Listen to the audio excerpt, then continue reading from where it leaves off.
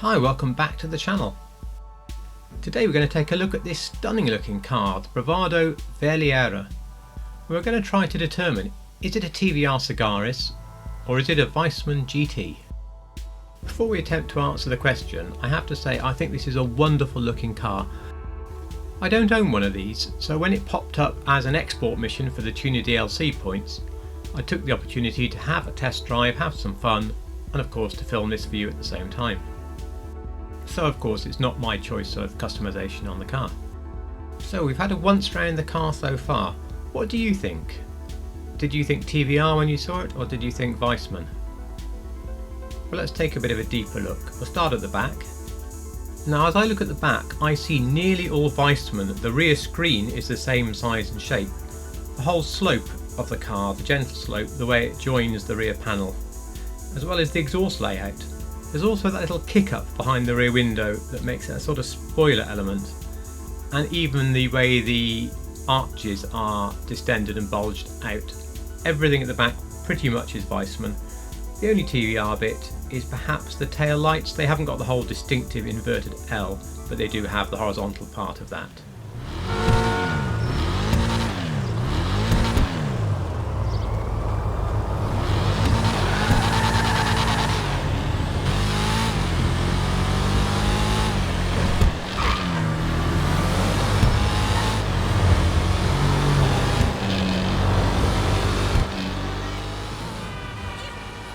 Sounds pretty decent, but if you go on YouTube and play the noise of a TVR Sagaris or the noise of a Weismann accelerating, it's much lower in pitch, it's throatier.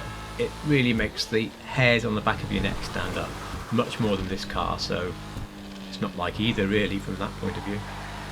From even just watching the video, you can see the car has very neutral handling. It really does go around the corners very nicely indeed, and is overall an easy car to drive fast through the town, and got really no complaints from that point of view. I might have liked something a little bit more leery given the fact that it's based upon a TVR to a certain extent. 8 out of 10 for driving then. Whoa, hang on a minute, we're halfway to the docks and we've forgotten to talk about the rest of the car. Moving around the front of the car, you instantly lock onto those headlights and you're like, TVR Sagaris, absolutely, especially when you combine it with those vents on the front arches, which although they're in a slightly different place, are still a very distinctive TVR Sagaris feature. However, you then notice the way the wheel arches are stuck out a little bit more, and the way the front opening is on the lower grille, and they slightly remind you of the Weismann. I think what looks like a big brake cooling duct is supposed to ape that distinctive shape at the front of the TVR door. Not a lot to say on the sides. The door reminds me more of the TVR because they've hidden the handle, and the rear side window is a dead ringer for the side window of the Weismann.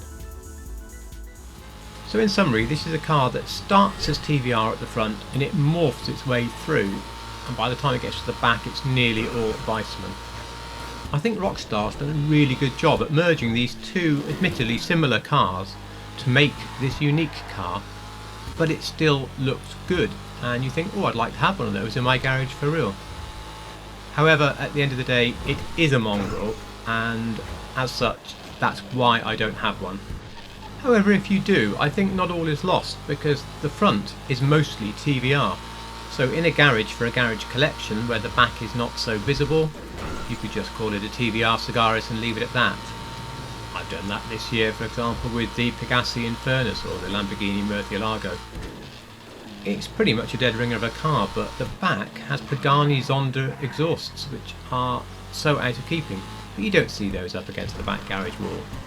So if you have one, don't sell it, just tell a small lie and call it a Sagaris. Anyway, it's a fast car and we're at the docks already, so please like, comment, subscribe, and as always, I thank you so much for watching.